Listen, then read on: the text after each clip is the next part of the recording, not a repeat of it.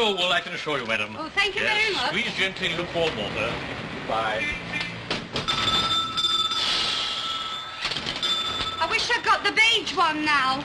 Oh, Elsie, what are you making all this fuss about? You know what Gran's like? Whatever colour it is, she'll say she wanted another one. Well, Gran's got nothing to wear with that colour, and she's got something to wear with the beige one. Oh, all right, then.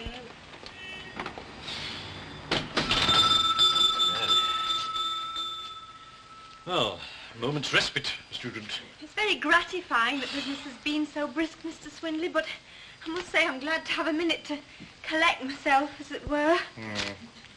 117. Mr. Swindley, I know you're anxious to keep your appointment with Mrs. Lindley. I'm sure I can manage on my own. Oh, no, not student. At any moment, the shop might be inundated with customers again. I simply can't understand Myra being so late from lunch. To date, she's been most punctual.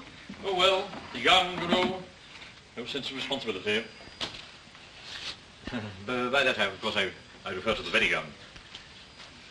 The young, say, under 25. I'm sorry I'm late, but...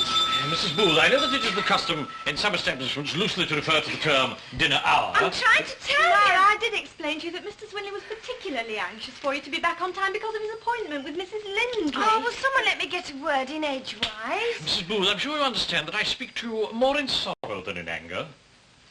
You have my permission to continue with your explanation.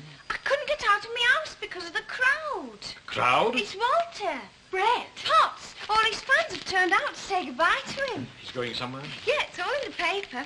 He's had this great offer. First off, he's going to Cannes, that's in the south of France. And then him and his group are going to tour Great Britain. Oh, Myra, I am pleased for him. It's a splendid opportunity for him, Mr. Swindley, but it is very disrupting. Some of his fans have come for miles just to see him before he goes. Hey, Falcon, is Brett in there? We want Brett! We want Brett! We want Brett! We want Brett! Oh, come on, Brett! Come on, Brett, it's cold out here. Hurry up! It's cold, for me. We've got lookouts posted on the back entry now. Oh, no, they've been there since the crack of dawn. How are we going to get you out of here? That's the problem. Hey, you just think of it, Walter. In less than half a week, you'll be in the south of France. I'm not going. You what? I don't like foreign parts. You've never been further foreign than London. Well, I know. I don't want to go nowhere. I just want to stay here with you and your ma. Who's that? Hello, Brett, me boy. Oh, hello, Mr. Frazer. Good morning, Mr. Frazer. Me and Brett was just having a little talk, you know. Yes, well, look, I'm taking over now. You can go back to work or whatever you're doing. Oh, I don't have to be working this morning, Mr. Frazer. I'm on changeover, you see, night shift. Well, if you're staying, just belt up. Brett and me have got some thinking to do. Mrs. Tanner sent me up here to see if we can find a way of getting you out of here. What a crowd outside, eh? Do you know I nearly killed myself getting through that mob? Yes, had to leave my car in Rosamond Street. Now, there's a train at 2:25. I'm not catching it. What? He's talking about not going. What are you talking about? Are you scared, Walter? Well, time to think, Mr. Frazer. Been shut up in this room for 2 days. Too scared to go downstairs in case them girls saw me and start banging fit to break in. Been sat here up in. Sat in this room. Being at the top means I've got to hide myself away. Too scared to stick my nose outside the front door for fear of getting torn to bits. Shut up, Walter! You kids are all the same, ain't you? You think show business is all gravy. You think success is all the good things and none of the bad. You wouldn't mind being handed a golden disc, would you? Or topping the bill at the London Palladium? Or being asked to do a Royal Command performance, would you? Well, no. And then you run into a few obstacles and you turn yellow. I didn't say that. It's those kids out there that buy your records. And they buy 1 million of them and you get a golden disc, right? Look at them out there. It's those kids out there that sleep in queues days and nights just to see you. It's that crowd out there that puts you in the big time, right? Aye, right, I suppose. Right. Well, you've got to make up your mind. Either you belong to the public at Major, or you belong to yourself. You go on cleaning windows for the rest of your life. Now make up your mind.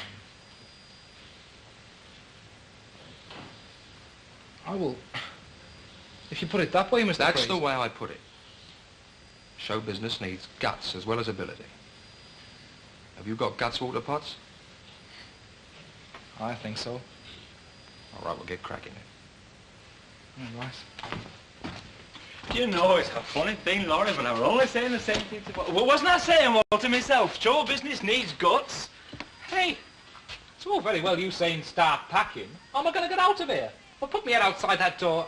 The public, they're going to start tearing me to bits. Yeah, we can't bring the car from Rosamond Street. We can get it here, but never get it away again. What else can we do? Think of something. I've got an idea. No, not too much. It'll work, it'll work. You, go and sit in your car and wait in Rosamond Street. Walter, start packing.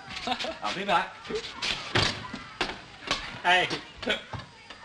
Hey, no, Mr. Tanner sometimes has some very good ideas.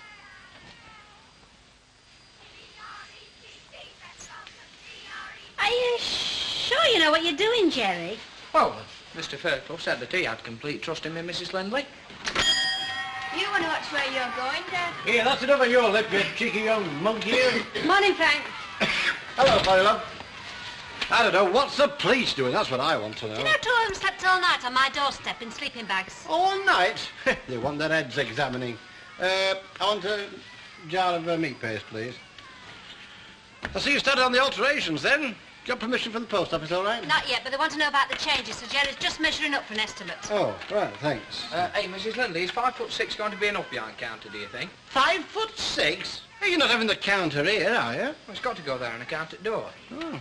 Yeah, I'm having the door changed, you see, because of the draft. There's a terrible wind comes under that viaduct. Well, where's the new door going then? Over there. Over there? But that's no good. I mean, think of all the waste space. Well, there won't be any waste space at all, Mr. Barlow.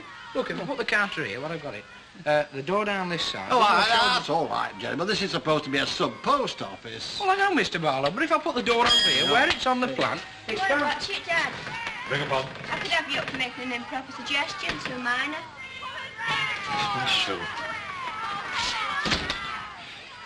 Just a little fatherly advice. I suggested that she should be a little less exposed to the biting wind. They want a good spanking, the whole lot of them. Yes, Mrs. Lindley, I must apologise for not turning up earlier, but staff troubles, you know. Don't you worry, Mr. Swindley. With that lot out there, we're so disorganised, nobody knows what they're at. Quite so. Well, the forms seem to be in excellent order. You should have no trouble in achieving your ambition. Thank you very much. It's very good of you to bother. Oh, a pleasure, I can assure you. Look, Mrs. Lindley, you're only going to have 2 foot behind counter if you put door over this side. Door? You're not thinking of putting a door there? No, as long as there were going to be changes, I was going to have it over there.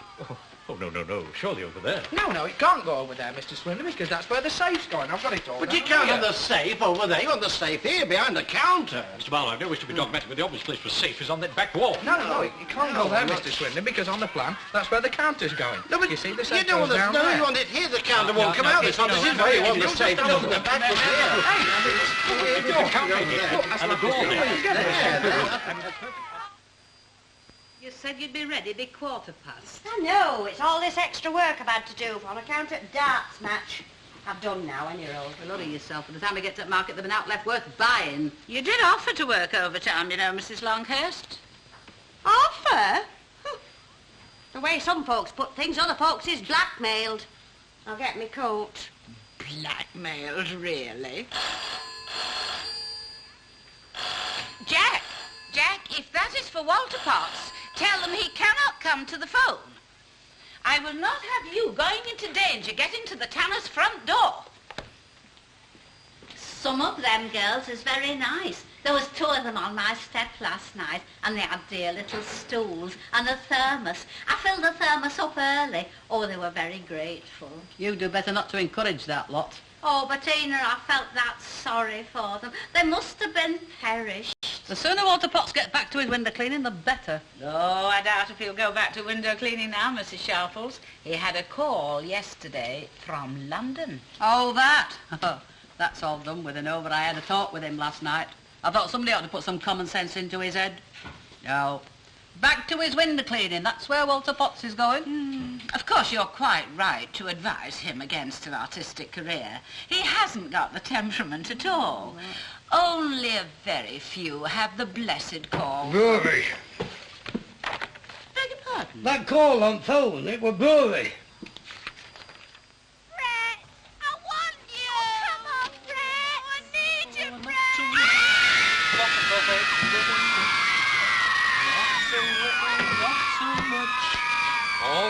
feel is a loving touch. Gonky, gonky, gon, gonky, gonky, gon, gonky, gonky, gon, gon, gon, hey, be my baby, you're like Venus, you're so... Here, these are for you to eat on train. Oh, thanks very much, Mr. Tanner. You're not ready yet. Where's Mr. Frazer? Supposed to be taking me to the station in the car. He's sat in his car down in Rosamond Street. Sat in his car? What for? To take you to the station. But what's the good of him being in Rosamond Street? I mean, how am I going to get that far? Just leave it to me, will you? Now, I have packed. I am ready. Right. Now proceed according to plan A. Oh, heck. Am I going to say goodbye to everybody? Oh, I'll say goodbye for you. Oh, I can't just go without saying goodbye. Now, Walter, I've not wasted my time perfecting a master plan for you to go and mess it up now. Oh, I will, say to her out of your mouth for me, will you, and say thanks very much for everything, you know. Yeah, I will. Oh, and, say to her out of Lucille, eh? Yeah, I'll not forget. Thanks very much. Oh, hey, I nearly forgot. Thanking you in affectionate gratitude. What's this? Oh, well, it's for your ma. Well, no, it's for both of you, actually, and there's enough there to have it fitted and all. And what fitted? A bath? A bath? Anybody'd think we was dirty. Well, towels, I'll give it to you. Right, now, come on, we haven't got much time. Right. Hey, what's them? You've got your donkey jacket, your jeans, your hat, your bucket, your ladders downstairs. Walter Potts is going out of Coronation Street the way he came in.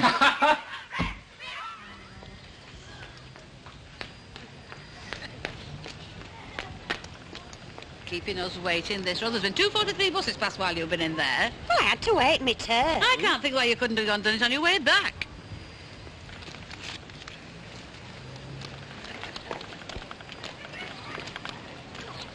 Hey, look out where you're going. Yes, move into there. Right now.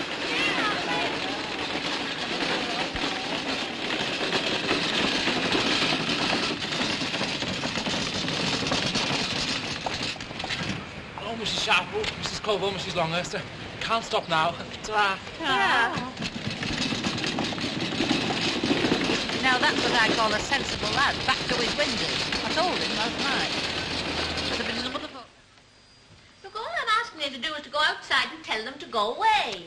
It's no good. He won't listen to me. It's not just the fan club. It's outsiders everyone seems to have taken over. No one listens to me anymore. Oh, that might be some Val that wanted me. In that case, I'll go. You're not going out with them again. You're going back to school. Hello, is you Hello, yeah, come on. Hey, but how did you manage to get out of the house, Dennis? Oh, they've all gone. There's only a few strays left. Oh, I thought you'd gone quiet. Where'd they gone? Walter's gone off to London, so they've all gone stampeding off to the station. Station? Yeah, they've all gone to Piccadilly, and Walter's train leaves from Central. He's gone then? I know, because I put my thinking cap on. Right, then. Well, maybe now we'll have a little peace and quiet. But he'd never have gone without saying goodbye. Oh, that's what I've come for, really, to say goodbye. You see, he asked me to say goodbye to everybody for him because, well, we had to smuggle him out, you know, and he didn't have much. He asked me particularly to come and see you, Lucille. Suppose he's on his way to the top now. Oh, he's on his way, all right. We won't never see him again. Oh, he's bound to come and visit us. No, he won't. He's gone for good.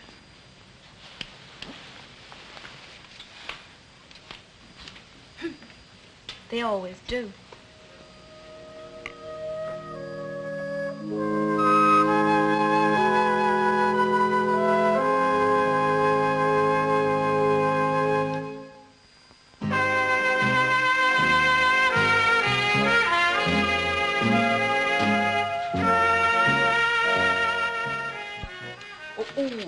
Time I was off.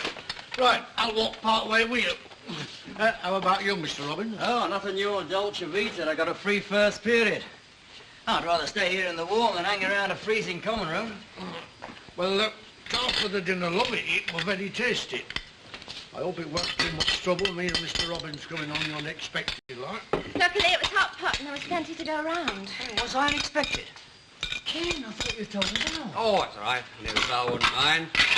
Well, today's the day. Oh, what day? Been sent for by the education officer. Got to see him at 3 o'clock. Oh, about that letter. Why didn't you say something this morning about having to go and see him? Because I didn't know anything about it till just before dinner. Well, why did you wait till now to tell me? Because I knew you'd start asking all sorts of silly questions. Val, this is Ken's big chance, you know, to talk to someone who'll really listen to him. I just hope it isn't his big chance to talk himself out of a job. Oh, I wish that's I all. never told you about that damn promotion. I'm not just thinking about the promotion.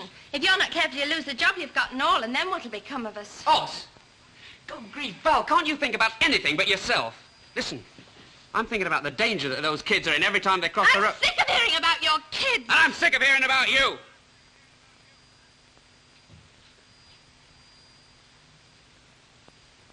Come on, brother.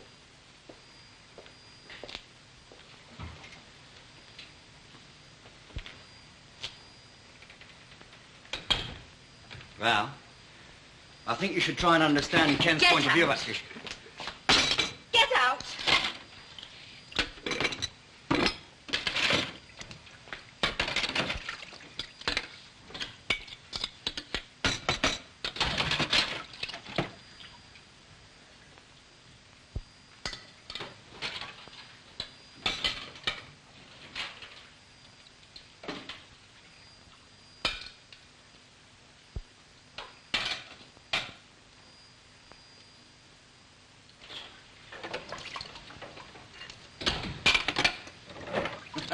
Well, I'm sorry about coming to dinner, Val. I didn't know I wasn't expecting.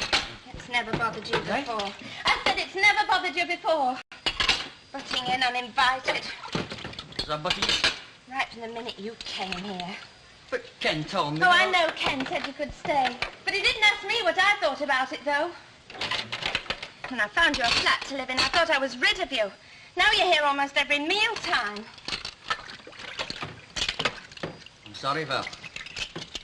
I didn't know that you hated me as much as this.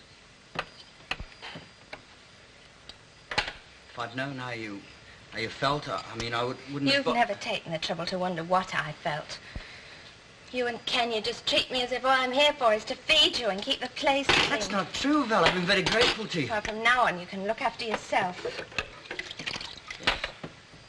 I suppose it did seem as if I was taking you for granted a bit. All I was thinking about, you see, myself was, well, how good it was having friends again. What do you mean, having friends again? When I first came to Bessie Street, Val, shall I tell you something? I thought it was the most awful place in the world. Oh, you know, strange town and new school. The staff weren't exactly cold-shouldering me, but they were all set in their ways. I suppose they couldn't be bothered to make the effort. And, oh, I was in lodgings. You know, sometimes I thought I'd go mad with loneliness. I used to sit in my room night after night after night, and I was thinking, if only I had somebody to talk to. And then Ken and I took up over this play, and, well, he asked me back here, and bingo, I was at home again.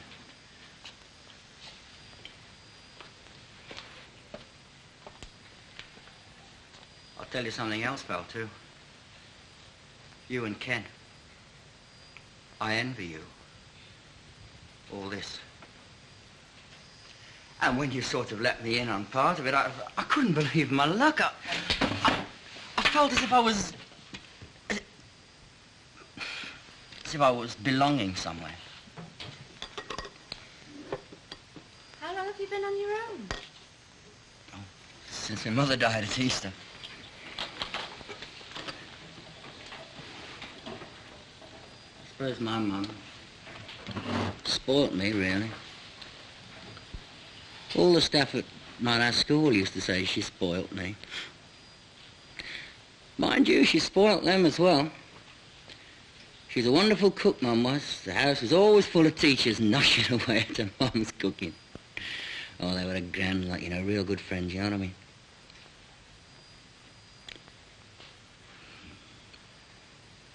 Maybe they were just good friends because of my mother's cooking.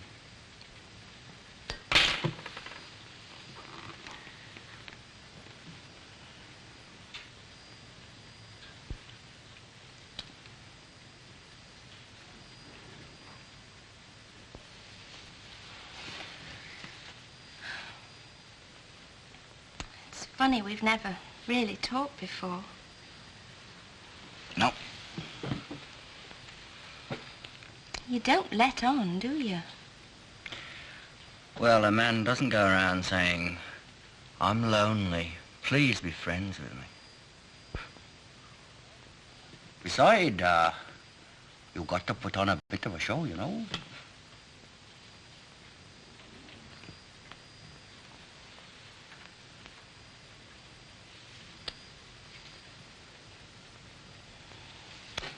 Here, put this away.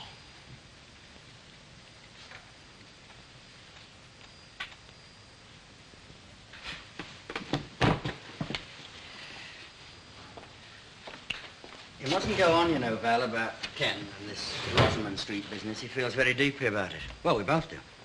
Yes, but you just keep egging him on. I notice you don't do anything about it. No, I don't do anything about it, do I? Well, why don't you? Don't be daft, Val. You know that as well as I do. I haven't got the guts. Anyway, even if I did pluck up enough courage, you don't have to take a stand. Nobody would take any notice of me. Who do you think you are, Robbins? You've only been here 5 minutes. You're all talk, lad. Now, get back to that gymnasium and shut up. There you are.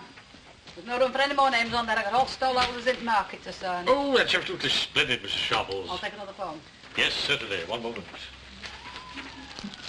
I got them in the market. Aye, and for a shilling less than what you're charging in your sale. But ours are very good quality, Mrs. Longhurst. Well, there's now wrong with them.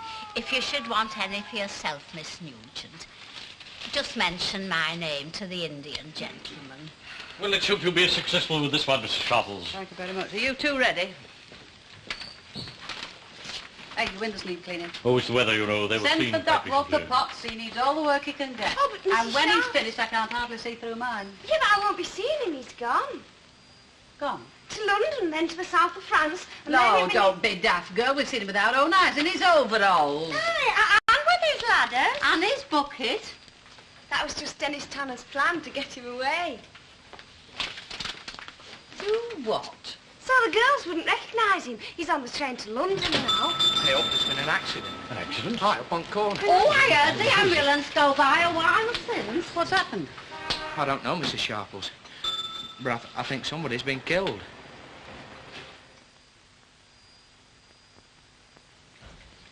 You know, it's amazing how well Christopher always sleeps in your hall. Yes, it's the oil stove. Lucille's been sulking all day. I suppose it was the disappointment over Walter. She didn't want to go back to school. She'll be out of the limelight now, of course. She's been lording it over the other girls for the past few weeks, and a penny for them. What? You were miles away. Oh, sorry.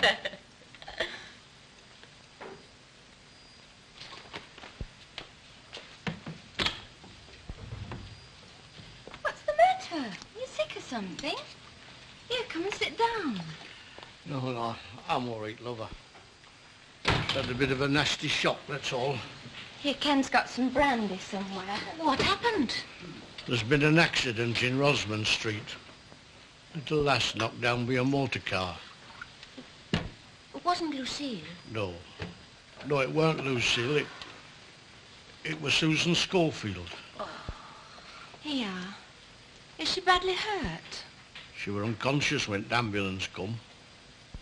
You see, they were going across the crocodile and Susan were at back and Mr. Robbins were up at front. And then suddenly Susan darted back. Now you've got to tell me I was wrong.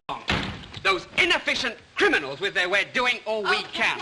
Just blasted criminals. Calm down. Calm down. Do you know what happened this afternoon? I went to see the education officer, and very smooth he was too. Mr. Barlow, I assure you that everything possible is being done, etc., etc. In other words, keep your big mouth shut if you know what's good for you. Doing what they can. So what happens? A kid gets knocked down. I saw it all. She were under the car before Mr. Robbins could do out. It's happened. It's my fault. I was How the heck can it be your fault? It's my job to take care of it. Shepherd, 40 kids. Well, I wonder what excuse that lot are going to find for this. Oh, Ken, shut up. This isn't the time for making speeches. No, it's past the time for speeches. It's not your fault.